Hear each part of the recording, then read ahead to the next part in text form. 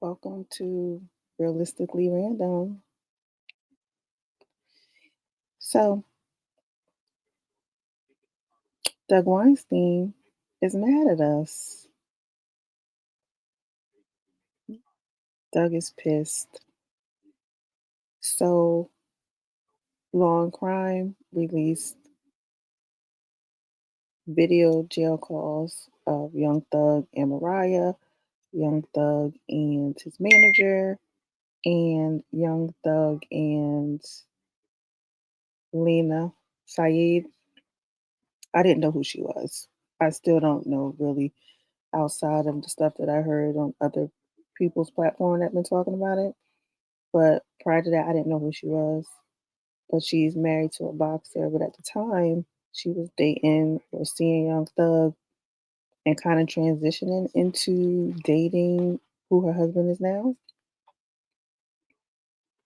So Long Crime released these video jail calls and people were outraged. Yeah. And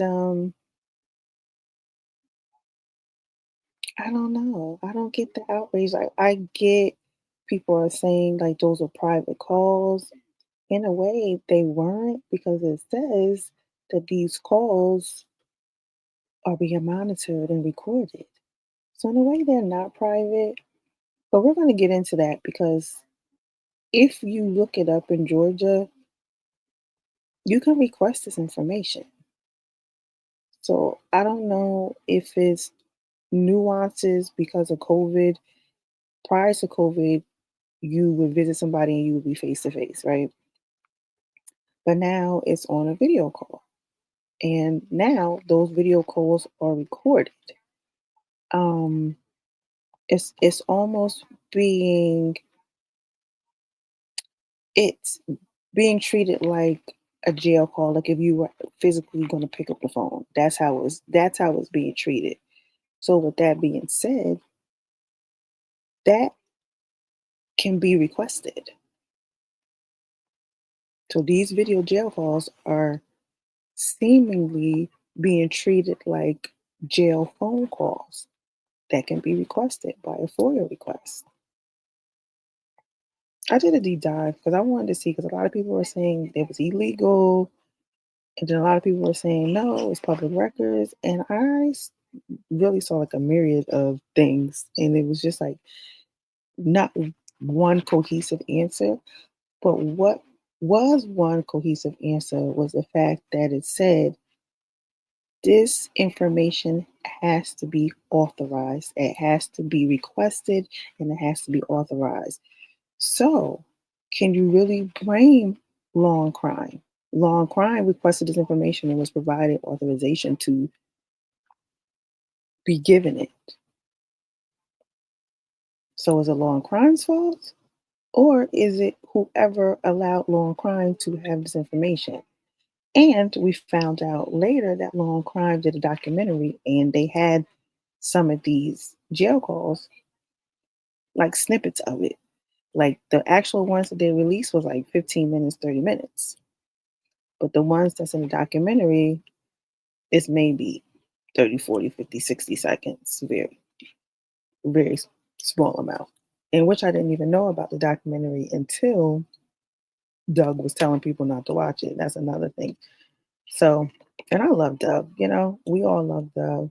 He went hard for Diamante. We all love him. But you can love somebody and disagree with them. And I disagree with the characterization of the documentary. Doug said it was very surface and basically said it was trash. And I know it's a matter of opinion, but it was actually pretty good. It's actually pretty good. For a person that didn't watch the YSL trial, you would be totally caught up on what happened. So let's get into what Doug said about Law and Crime releasing those videos and about the documentary. That I'd like to expound upon, although I don't think I can say it any better. So I have some thoughts. let's talk about that conversation, that private conversation that Jeffrey Williams had when he was locked up in Cobb County, or multiple private conversations. When you are locked up in jail these days, ever since COVID, you are not having personal visits with people. They got rid of all that stuff. How do you visit with folks from the jail?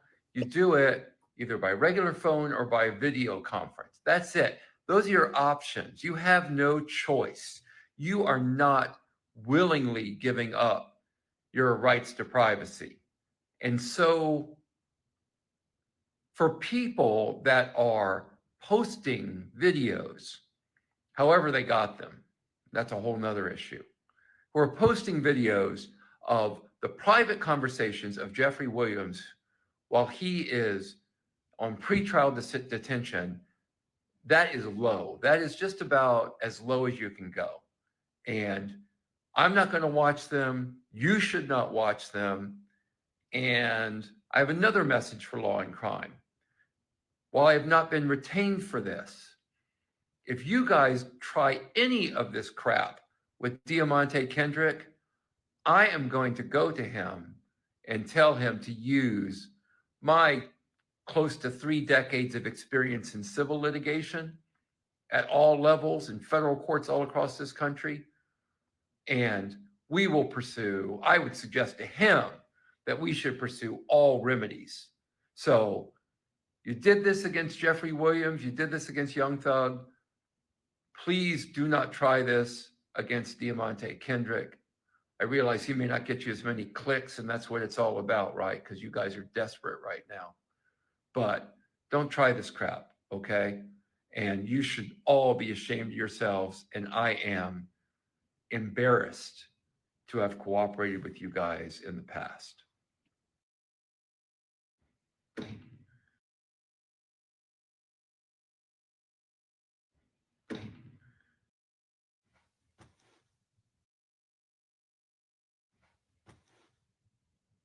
So this dropped today on Tubi from Law and Crime. It is a 1 hour documentary, I guess, on the Young Thug trial. And um, it is just absolute trash, really. Um, it's clickbaity, sensational, doesn't really get into the details, kind of skims through the surface of some of it. Um, I don't know what the point of this documentary is. I'm in it. Keith Adams is in it. Michael Seiden. If you want to know about the Young Thug trial, you're far better off listening to the King Slime podcast, for example. But this documentary is absolutely not worth your time. Um, and I don't know. I guess perhaps I have some regrets even participating in something that is pure trash. Also, it features some of these jail calls that Jeffrey Williams had. So, for that reason alone, I would not watch it. So, hopefully, this is not publicizing it, um, and having people go watch it after I've asked folks. Yeah, I guess I am asking you not to watch it because I think it's a tremendous invasion of privacy to litter this 1 hour quote unquote documentary with some of these jail calls. So um, there it is. Uh, if I was Siskel and Ebert, I would give it 2 thumbs down.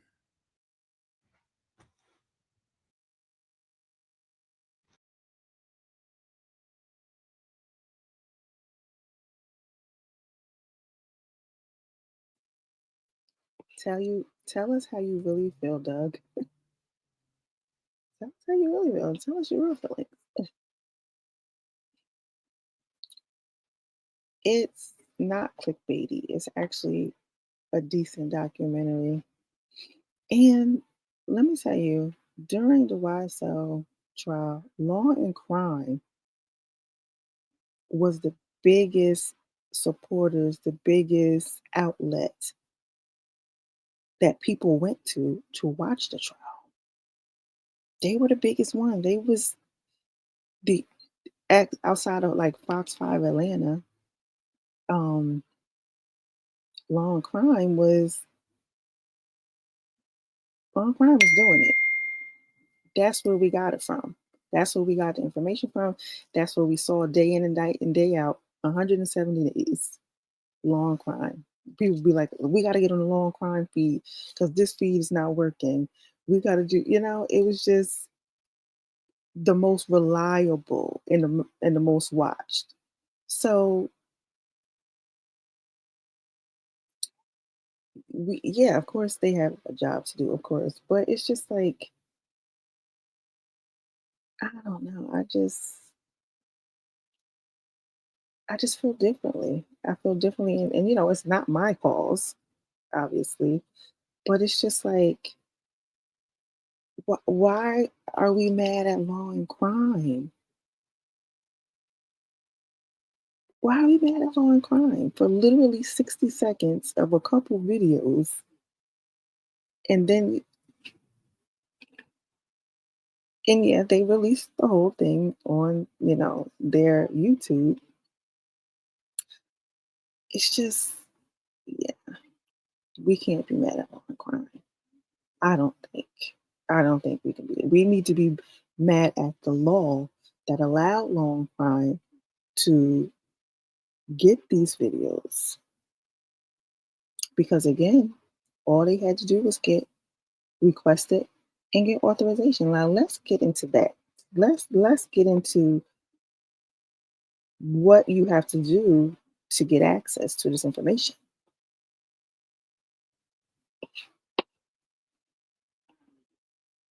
Before we go down the site rabbit hole, let me show you a snippet of some of the videos I have them on my page on TikTok.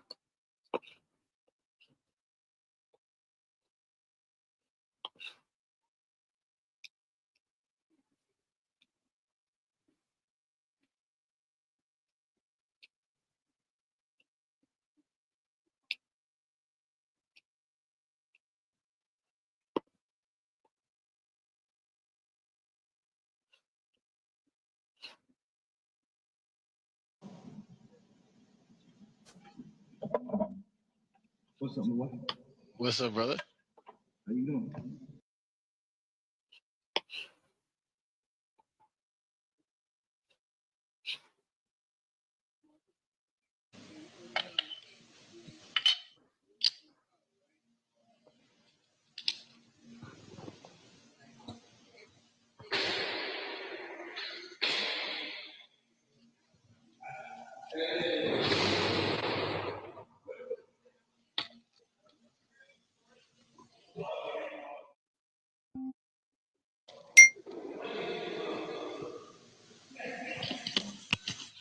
What up? Can you hear me?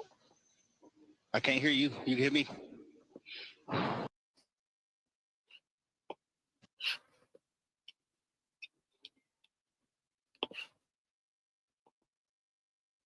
Happy birthday to you. Happy birthday to you. Happy birthday. Here's a big.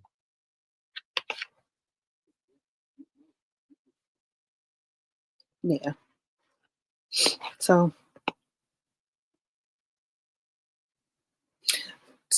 let's go down the rabbit hole. Come with me down this rabbit hole. Come with me down this rabbit hole, okay?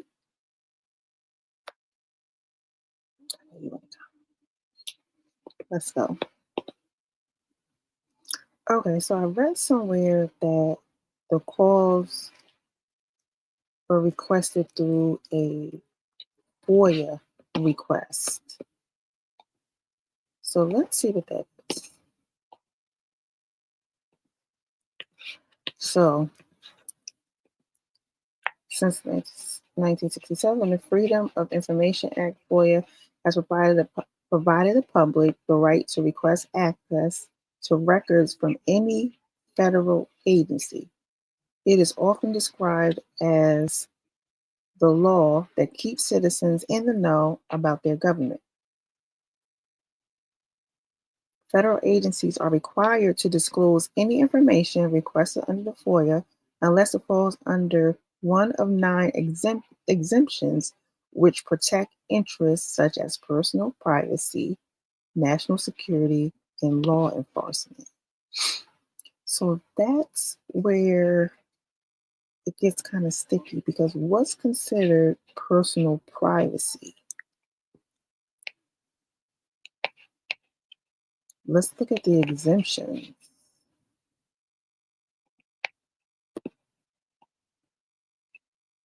Information that is classified to protect national security, information related solely to the internal personal rules and practice of an agency, information that is prohibited from disclosure by another federal law, trade secrets or commercial or financial information that's confidential or privileged, privileged communications within or between agencies, including those protected by the deliberative process privilege, provided the records were created less than 25 years before the date on which they requested, attorney work product privilege, attorney client privilege.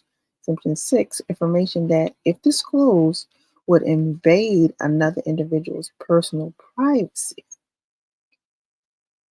Information compiled for law enforcement purposes that blah, blah, blah, blah, blah, blah, blah. Information that concerns the supervision of financial institutions, geological information on wells.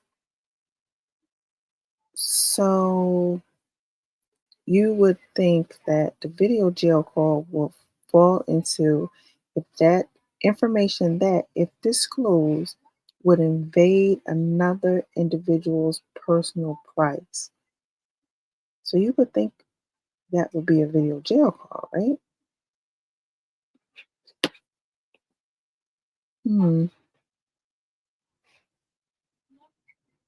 So this is what, so I'm not going to read all this, but it says records falling within an exclusion are not subject to the requirements of the FOIA. So when an office or agency responds to your request, its response will encompass those records that are subject to the FOIA. So if this is how law and crime got that information, why didn't the agency deny the request and say it discloses personal information? I hope I'm reading that right. That's what I get from that. Like, that's what the agency would say. It said, office or agency responds to your request. Its response will encompass those records that are subject to the FOIA. So if the records are against the FOIA, why approve it? You know why? And I hope I'm breaking that down right. But like, why approve it then if what they're requesting is illegal? So that's what I'm saying. Like, and I don't know anything about the law like that. But wouldn't law and crime have a leg to stand on if they are going to be sued? If I don't know and I'm requesting the information from a federal agency that knows the laws, that knows the rules, and they say, here goes this video jail call, why am I now in trouble for it? But there's more. But wait, there's more. Let's look at Georgia, because you know Georgia is different. Now let's look at the Open Records Act. This is a point of contention when it comes to Bonnie Willis, because Ashley Merchant um, submitted a request And there was a lot going on. But anyways, so let's just say, for instance, this is how law and crime got this information. Since we're talking about Georgia, Georgia's Open Records Act, ORA, makes most government records available to the public. Is a video jail call a record? It's probably not. It's not, yeah. But should be submitted through our open. So this is how Ashley did it. Let's see, Offender Central Office. Let's see, because exceptions to this Open Records Act, disciplinary work reports, grievances, housing assignment, inmate telephone system call information in emails. Inmate telephone system call information in email.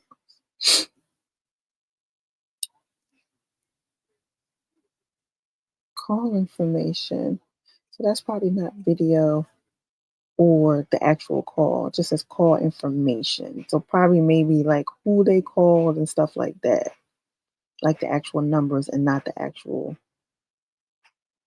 recordings of the jail call. So I guess it wouldn't fall under open records because it's not a video or jail call. It's not like a record. Okay, but yeah. So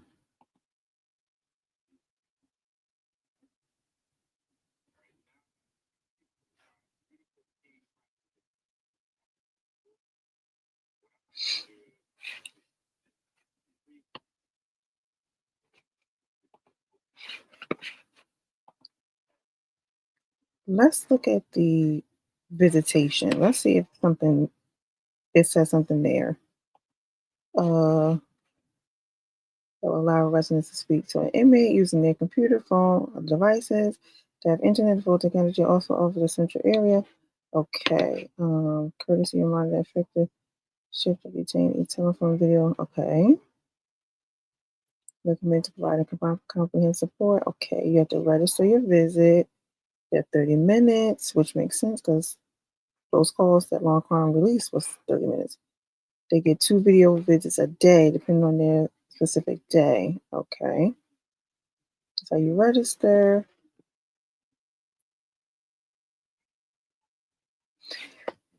And look at this.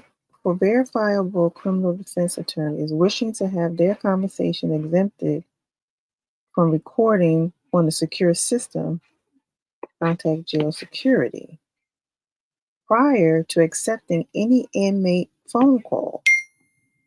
But again, that's for the lawyers. Okay. Preparing for your visit.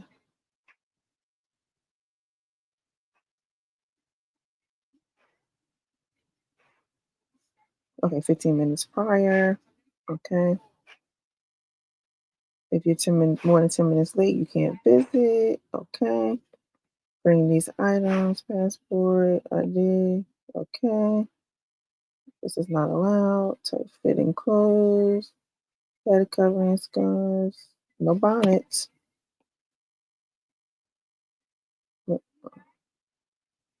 Okay. All right. So not there. Nothing there. So yeah, nothing there. So again, we're like,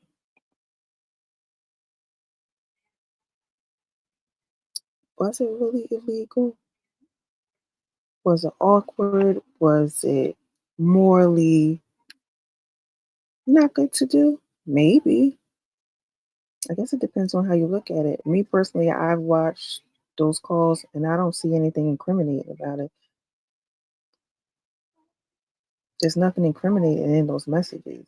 He's talking very lovely to his girlfriend. I think it's very cute. Watched it more than once. And the other one he's talking to who?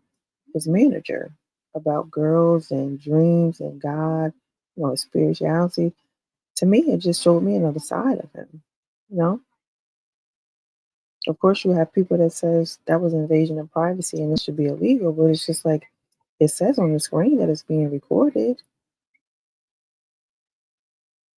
And that's like we read with the FOIA, it's like it has to be approved. So the approver shouldn't approved it if it was illegal. And I get it. Just like Doug said, don't try that with Diamante. Diamante is still fighting charges. So it would be in everybody's best interest not to release any of his calls. That would definitely not be good. Now let's see what Kathy, I think it's Rustin, had to say, because she works with law and crime, and she, used to tweet and stuff on X about, with different things was going on during the trial. So let's see, let's go over to X and see what Kathy Rustin has to say before we end this. Okay, let's see. This was a response.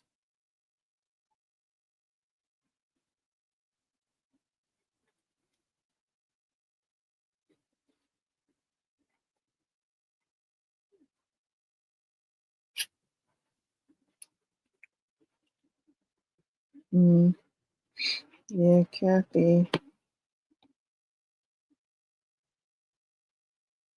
People are saying it was Dennis Byron, which is a reporter, and he covered the YSL trial. He said it was intrusive.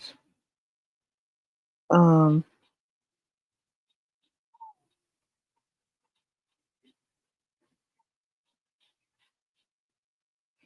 well, people are not going for what Kathy said. So she said what? Let me go back to this. Kathy said, I watched it today and I didn't see anything disrespectful, reckless, etc. If anything, it was very pro defense. And it's true, it was. It was very pro defense, very pro Young Thug. That's very true. It pointed out the state's weak state witnesses and how it was wrong not to give Thug a bond. She's true about that. She's responding to Lakeisha Cease. She said, after actually watching the Rise of Trial day after day for over 100 days, watching the interview and seeing the passion in Maurice about this case, that documentary y'all put out on Tubi was disrespectful, reckless, and irresponsible. Y'all should be ashamed. And I don't agree. I don't agree. But so then Cass also great commentary from Young Thug, 20 Keith Allen, React Attorney,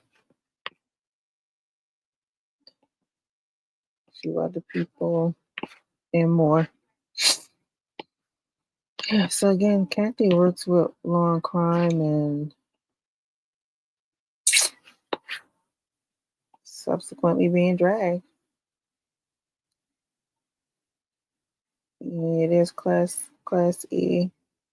He was covering the trial as well. Great content. I watched him a lot of times. Great content creator.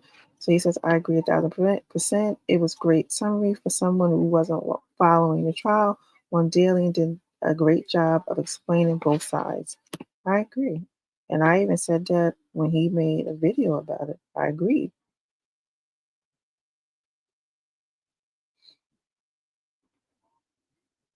Hmm.